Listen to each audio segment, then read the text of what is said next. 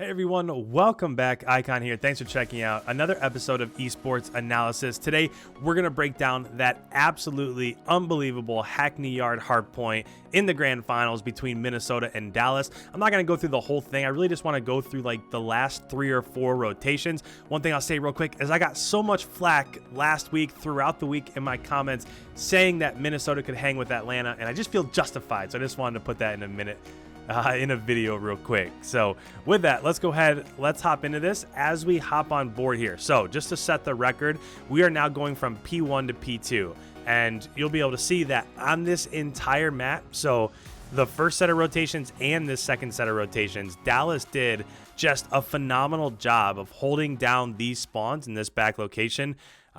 Which is really weird because normally Minnesota's really good at being able to sneak through, get a couple kills, kind of like what you just saw Silly do right there, where they can sneak through, they can get a couple kills, and then they can gain position, then they're able to at least somewhat neutral the effects of that hard point, right? Whereas on this, if you were to go back through and you were to watch the first set of rotations and the second set of rotations, Dallas got a ton of time on both of those. So they basically maxed out all of those 60 points, which puts them up 192, 193 to 172 as it rotates back from P2 to P3. Now, I am going to stop this. You'll notice in the bottom left-hand corner, there is a mini map. So as we go from P3 to P4 to P5, I want you guys to really pay attention because what I'm going to be looking at is I'm going to be looking at this top L and bottom L location and the push, the pressure that's coming through this flank over here by yellow. So you're going to see that this switches hands probably 2 or 3 times. Also, there are some really silly plays at the end through Dallas. I think if they just do just a couple really simple things a little bit differently, they end up winning this match. But so just kind of pay attention what's going on to top L and bottom L over there, because essentially what teams are trying to do, what you see Dallas doing right now is as they go from P2 to P3, you see them pushing through warehouse because essentially they want to push out this left-hand side, gain that back yellow spawn moving forward, and then that's how they overtake, and then they get spawns for P5. So as we play this again, you'll see that we're in P3 right now. And again, so P3 and P4, these usually end up being like 50-50 hills, right? Maybe you'll gain 5 or 10 seconds here. So like as we're watching this, you can see in the top middle that Minnesota is gaining ground, but right there, they just got slayed out. Shotzi, Hugh, Illy all got kills. Then they were in for like 3 or 4 seconds, and then they got slayed out again. So that's just how P3 and P4 go. Now, sometimes you're able to capitalize a little bit more on P4, but this P3 hill just being right in the middle of the map is a little bit hard to hold down, unless this is really the one way that you can do it, is that if you're the team that's coming from mid-map and you have the left side flank and the right side flank held down, then you can capitalize and get a few more points. But if you are Dallas right now, or if you're a Dallas fan, then you'd be thinking, all right, we're probably going to have this one in the bag because we only need 25 seconds to win and we have spawns for P5. So I'm going to go ahead, I'm going to stop this again real quick. And the first thing that I want to point out to you, you're going to see this a couple times from both teams, is that as we're watching Dallas come up off of spawn over here by blue van, which is backed by P5, you're going to see a ton of pressure coming through over here to P4, which is fine. But one thing that you don't see is you don't see anybody over here watching this right-hand flank. And you might be saying, well, they have to go and they have to contest a little bit, but even if they gave up every single second in P4, as long as they hold down the spawns for P5, they're going to end up winning, because this is one that's extremely hard to break. So P2 and P5 on this map are super hard to break. So while I'm watching this, as it rotates from P3 to P4, I'm just watching to see what's going on that bottom side of the map. So even as they're coming up off of spawn right now, so right now you're seeing, I think that's Crim. So Crim went up top. So Crim is giving a little bit to that right-hand side, but you'll notice that he went up top. So rather than come up off of spawn, so this is Crim right here, he hopped on top of blue van, he went up top heaven, and now he's up above right here. So as they're rotating, it looks like that's Asim. So Asim right here is going underneath him. And Asim's going to end up pushing this out. And this is a massive mistake. If you just hold down that side of the map, then you're going to have spawns for P5, and that's how you're going to end up winning. Now, I know they want to try to contest inside of P4 as much as they can, but it's more important to hold down those spawns than it is to get time, a little bit of time, or a little bit of contesting inside of P4. Now, again, it's the same exact thing. So as we're watching this, you saw that Asim went ahead and he went into P3, he flanked around, he got a kill right here, he went into P5, and then now, as they came up off spawns, they now have this spawn. So spawns have flipped, right?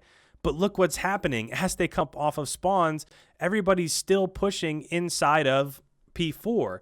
And the situation's a little bit different for Minnesota because they have to push inside of there, because if they don't, they can, if they give up these last 32 seconds, they're going to lose. So they do have to apply a little bit of pressure. But if you're Minnesota, you want to be watching that right-hand side of the map, because this is exactly what we're looking at. Look down in the bottom left. You can see it happening as you're watching this. Clayster jumps up, come over to this left-hand side, and now all of a sudden, as we're rotating, you can see all of these gold arrows coming through in the back. So now, as there's 13 seconds left, you can see that Dallas has the setup, they have spawns, they have control of the right-hand side of the map. This is, I would say, 95 times out of 100, it would be impossible to break through here, right? This is just so difficult. So P4 is done. We're rotating to P5, and this is a really big hold over here. So as you're doing this, you see Hugh on the left-hand side right over here. So just kind of pay attention to that as we move forward throughout this, because that's a really clutch hold. So Asim is trying to go through. He doesn't. He ends up dying. Then Hugh, again, he's just sitting over here. He's just causing pressure over here on the left-hand side of the map.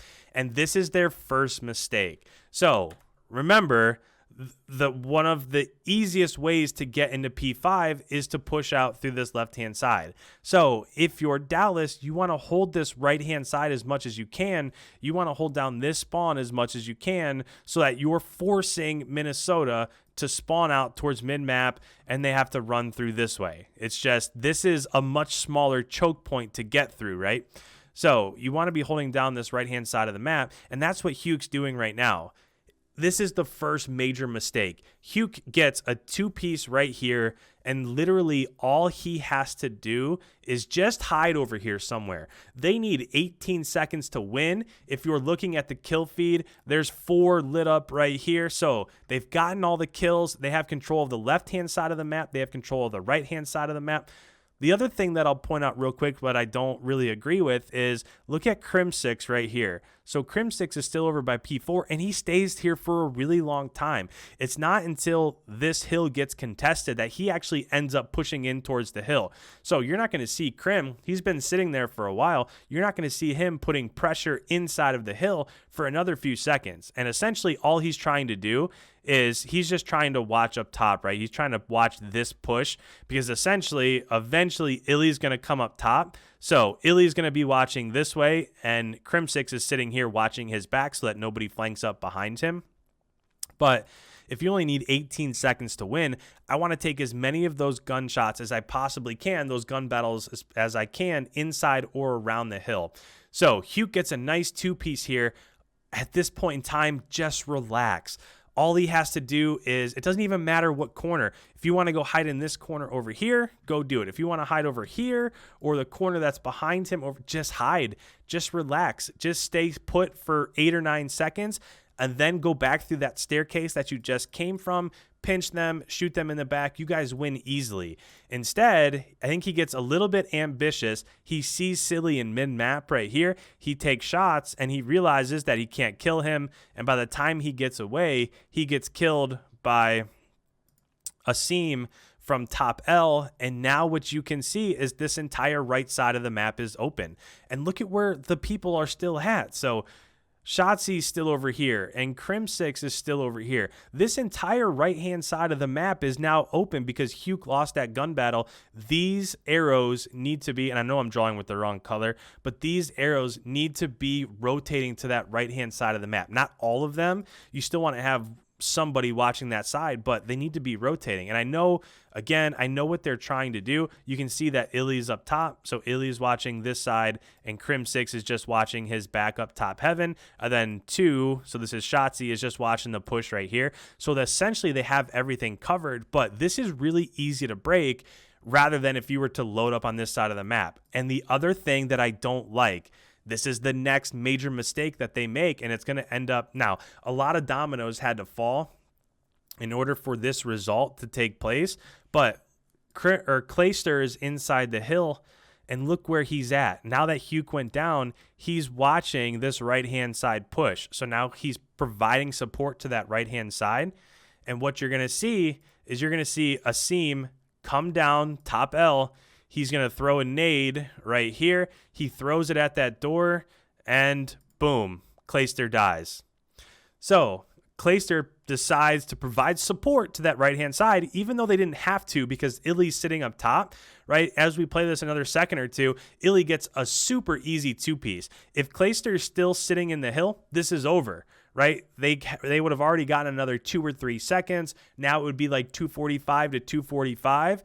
But Clayster just had to just sit inside the hill, rely on your teammates that are sitting up top. And now that Illy got those kills, he has to get time because nobody else is close, right? So rather than Illy sit up here, he has to go get time because Clayster died, Shotzzy died. So Shotzzy was over here watching this push. He died. And then Huke, when he came up off of spawn, because they're spawning out now, they no longer have this back spawn point over here. They spawned on top of Crim, who is sitting over here, so now they spawned out. So Illy doesn't have a choice, but he has to go try to get time. And when he tries to go get time, you can see exactly what's happening on the left-hand side of the map.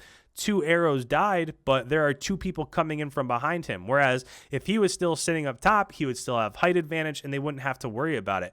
So it's 243, 245. Illy's going to go ahead and get time. And then now look at where the spawns come in. They gave up that right-hand side. So those that died from Minnesota, they're all coming up right here.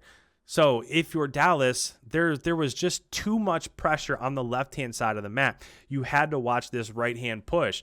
And as they come up off spawn, they're 5 feet away from the hill, and they only need 4 seconds. So as we go ahead and we let this play, you can see that Illy's the only one inside the hill. Crim6 is going to try to come and aid and give a little bit of support here, but by the time he gets in, it's too late. It's 247, 247. And then as we watch this, Illy just gets overran. He gets a kill. Huke gets 2 kills here, actually coming through the front. Huke gets a 2-piece, but there's just too much pressure, right? There's too many people. And by the time Clay can get in, this is Clayster right here pushing by Blue Van.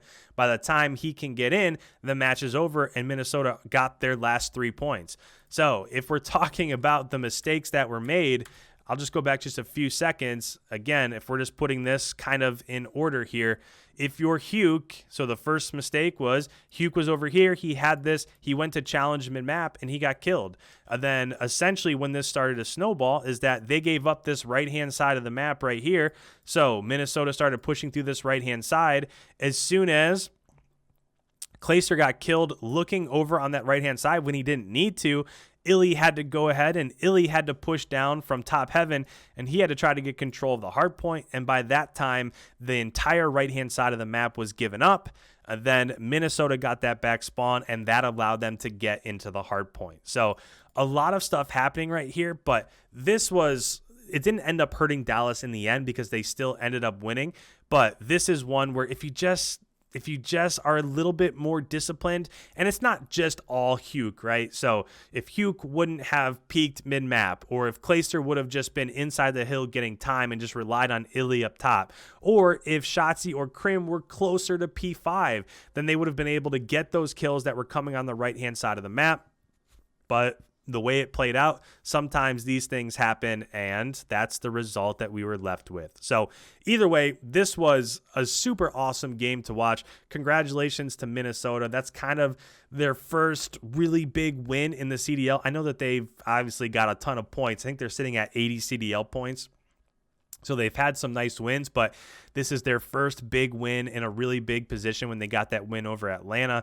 Then big shout out to Dallas also being able to come back after losing a map like that, a map 4 in a game where they easily should have won, and still being able to put up in the end. That's just a tremendous job out of them. And their search and destroy strats, which I'll also break down later in the week, were just phenomenal, out of this world. So if you're new around here and you enjoy this sort of content, leave a comment down below. Make sure you hit that subscribe button. I'm going to be doing this all week long. Tomorrow we have a podcast being filmed with Katie Bedford, so she'll be on our show this week, so make sure you check out that. That'll be uploaded on Tuesday, so make sure you stick around for that. Don't forget to leave a like on the video before you head on your way. And with that, guys, thank you so much. I'll catch you in the next episode.